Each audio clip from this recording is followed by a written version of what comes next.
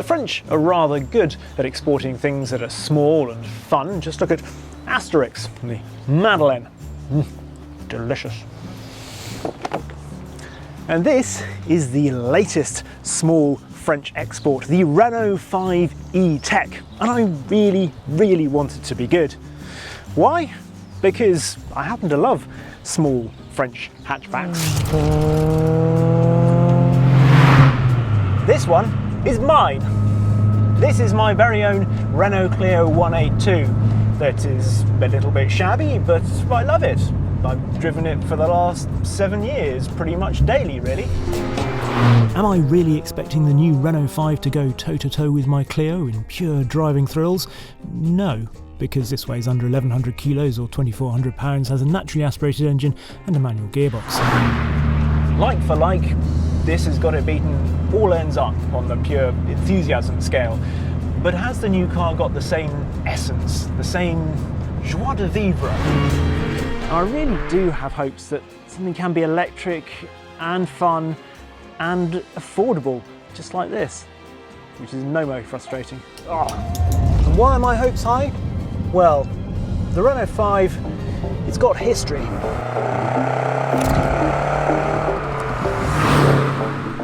And it's a history also hiding a solid reason for Renault to take the new car to America.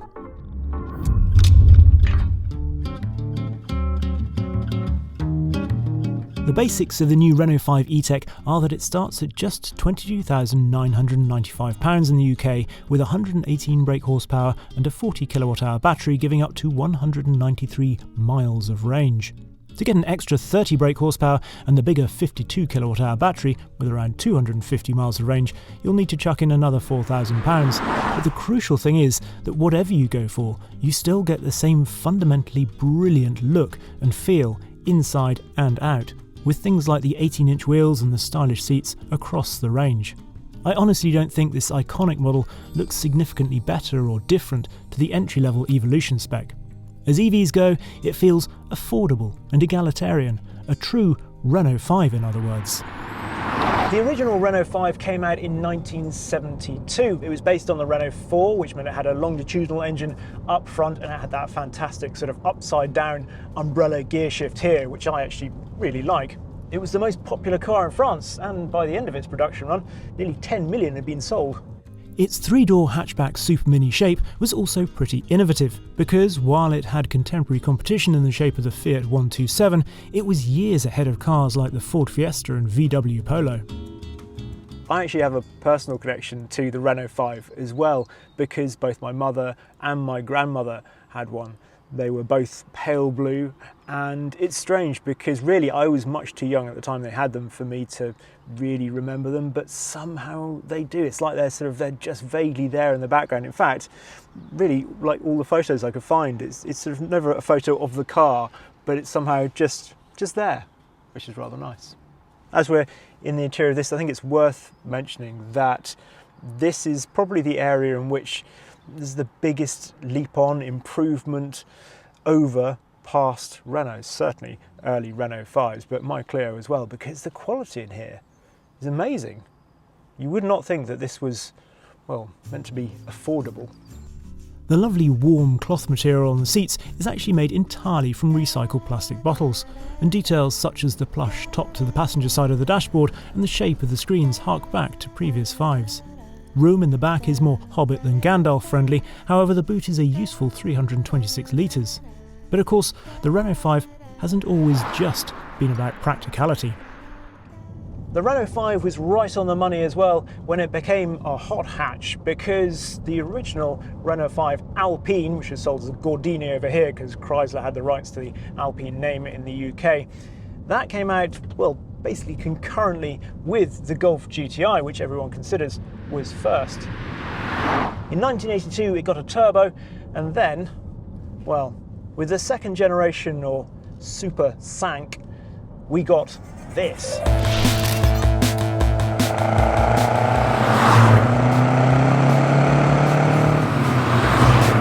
The GT Turbo.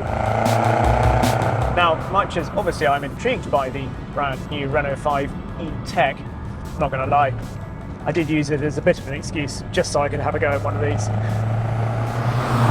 It's so much fun, and it's fascinating because, well, particularly the ride, this was dropped by 38mm over the standard Renault 5, and it is really flat. It's pretty sort of almost crashy in terms of the way it deals with bumps, and it's so different to, well, later Clios, mine, but also the Gen 1 sort of Clio Williams, and it's also different to a 205 GTI.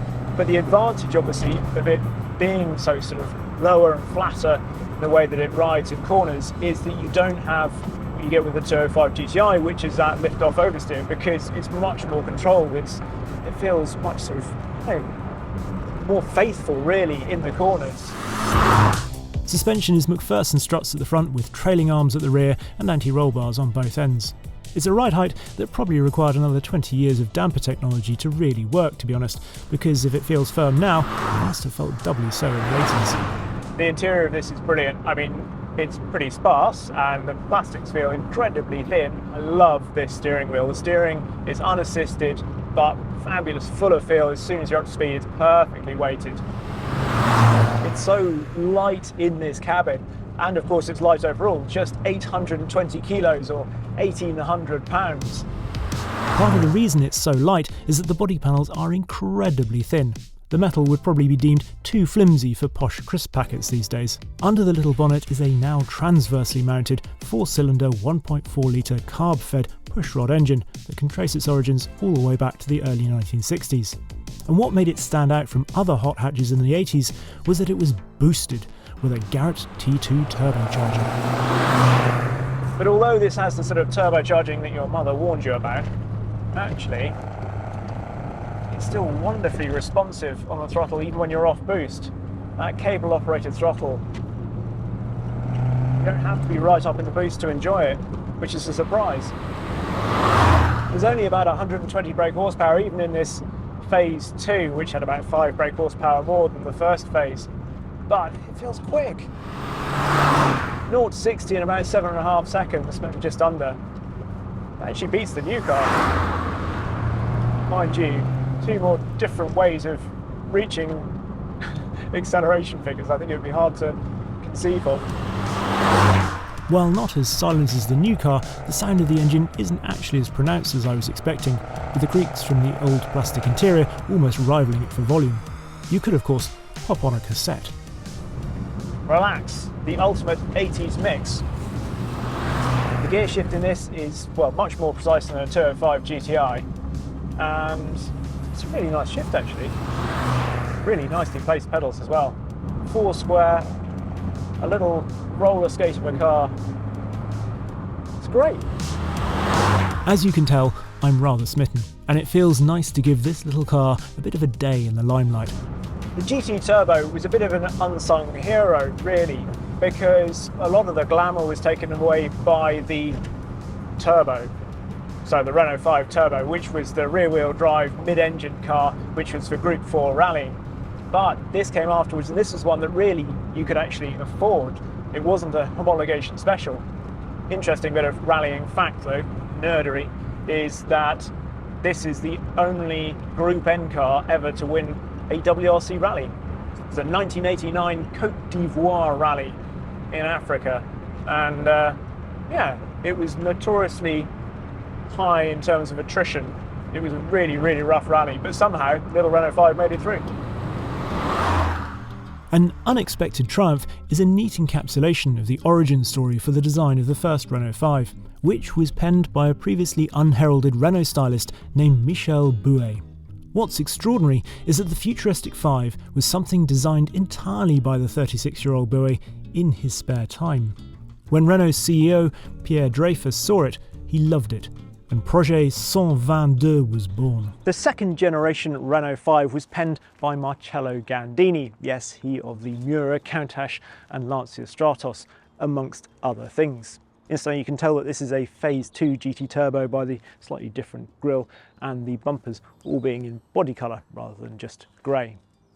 And then we have the new car, which is principally the work of Gilles Vidal, who has to be one of my favourite modern designers. He's the reason that, current Peugeots started looking good again.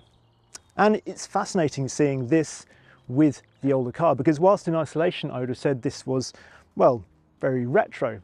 Actually, when you see them together, you notice all the cues, the hints, the inspiration that's been taken from the older cars. But it's not just a throwback. There are all sorts of nods to earlier fives, like the rear door handles, the rear light clusters, the seats and the style of the badges. But they are hints rather than retro klaxons. There are other jolly little things too, like the French flags in the headlights and the charge status light on the bonnet. My favourite little design detail on the new car is with the wheels, and they've designed it a bit like a watch bezel with the 5 at 5, a bit like having the pip at 8 on a dive bezel. But enough of diving, back to driving. In many ways, obviously, the driving experience is totally different to that old car. I mean, for a start, it feels a lot safer, a lot heavier, yes, but not too heavy. This weighs 1449 kilos, so about the same as a modern Porsche 911, in fact. But all the weight is obviously low down, and it controls that weight well. It doesn't feel bloated. The way this rides as well is actually quite like the GT Turbo, because it's a little bit busy, but there's a nice sense of connection there. This still feels small as well, compact perhaps. It's about the same size, give or take, as an old Clio 197, so pretty good by modern car standards. It feels chunky, but it's not taking up a huge amount of road, which is really nice. The quick 13.7:1 steering rack helps with a sense of half-pint nimbleness too, but it's important to get the car in the right settings. Something you do really need to do straight away in this is press this multi-sense button down here and take it out of eco or even comfort and put it into sport, because otherwise, well, it just lacks something, or pretty much everything actually. It really doesn't have any get up and go unless you put it in sport, so it's best just to put it in that and leave it, even I think for sort of fairly normal driving around. But then it's got a bit of pep to it.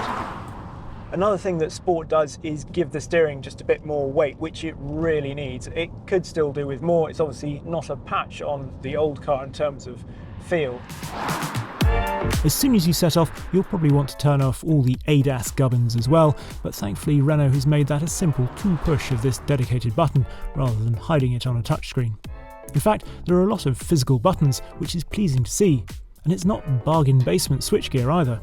How they build this for the money, I really don't know, because it just feels like such a quality item, even down to the little switches here that have bits of metal on and not just plastic. It's so good. To me, this feels not just affordable, but tremendous value, because it's such a quality item. And I really hadn't expected that. These seats hold you well as well. Really nice support in the corners. Again, there's a comfort to them as well as support that is actually reminiscent of that GT Turbo. The way they grip you, the cuddle is sort of similar. The braking is something that I found it took a little while to just get used to, so it's all brake by wire, and it manages whether it's on regen or using the discs. It's got discs all round, which you don't find always on EVs. And it's pretty good. You've got a really nice firm pedal that once you get used to how it works, that gives you a lot of confidence actually. In terms of performance, we've got the 148 brake horsepower motor in this particular model, and it's quick enough. There's the trademark EV instant response from its 181 pounds-feet of torque, but that fades quite quickly. So you find yourself really chasing what performance it has, wringing its neck in true hot hatch fashion, just like the GT Turbo. Of course, if you do thrash it, you will end up at one of these more often. At 100 kilowatts, DC charging from 15 to 80% battery will take half an hour. Plenty of time to explain why I think Renault should ship this to America. The original Renault 5 was sold in America not terribly well to start with, so they had a bit of a brainwave and decided to rebrand it, marketing it as Le Car. Stroke of genius, I think you'll agree. However, sales still weren't brilliant. But bear with me, because there's more. In the late 1970s, a Massachusetts engineer named Chandler Waterman decided to turn the 5 into an EV. He whipped out the engine and put 16 lead-acid batteries under the bonnet instead, for a range of 60 miles. Its 18-horsepower Prestolite motor was also mated to the original clutch and gearbox, so it was an EV with a manual. What's more, it was also branded brilliantly as the electric leopard. Yes, as in the big cat. It wasn't very successful either, but nonetheless, I think, because of that, this one should make its way across the Atlantic as well. The 5 E-Tech, of course, has a rather more sophisticated EV architecture than the electric Leopard, with Renault's new Ampere chassis that has the batteries down low and multi-link suspension at the rear. One set of numbers is interestingly identical to the old GT Turbo, however. I had a look, and what's really nice is that these are both wearing 195/55 tyres. Obviously this is on 18s, no matter what spec you get it's on 18s, whereas the old car is on Diddy 13s, but they both have that same sort of chunky look to the sidewall, which I love, and it gives that same sort of character to the handling actually. The ride too is relatively similar actually. It's not got that sort of really long-legged feel of the later sort of Clios like my Clio. It's still busy, which means you can actually you can chuck it around. It feels like you want to grab it by the scruff of the neck, which is so nice. Just over bigger bumps like that, you feel the weight a little bit, but it regains composure and you feel connected. It doesn't wallow at all. Chuck it into a corner, lift off, it feels like it's cocking an inside rear wheel.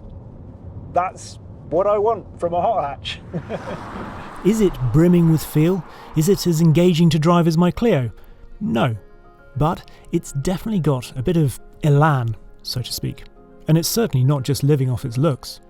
There is, of course, the Alpine A290, which is the real hot hatch version of this, but the trouble is that starts at a hefty £36,000 if you want the appreciably quicker 220 brake horsepower model.